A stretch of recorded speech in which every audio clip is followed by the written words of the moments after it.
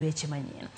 Jopuonjre mantiere mbalariany mag piny owacho Mombasa koni ok girwako chenro manyien ma piny owacho tiyo godo e jolo somb jopuonjre mantiere mbalariany to chutho mago ma onge kod nyalo. Kane giloso gi jofwamb weche Mombasa, gikoni okang' mar piny owacho duoko chien pok hola ma ichiwo ne jopuonjre mbalariany kidek miyo jogo ma onge nyalo rem dhi nyime kod sombgi.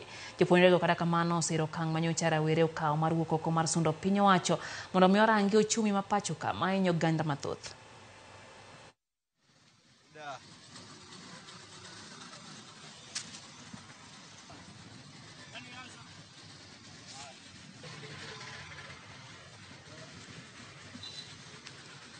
And we as university students reject the new funding model and ask the previous funding model to be reinserted on the following grounds. There is increased varsity fees and less aid. This results to more debt implication to the students. And if we believe in education as the greatest equalizer, then we must reinstate the previous funding model.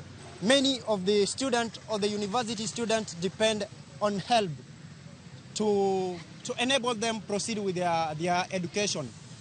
And the reduction by the government from 10 billion to 3.5 billion, we are against that. And we are asking the government to rethink of their action or to rethink of their decision.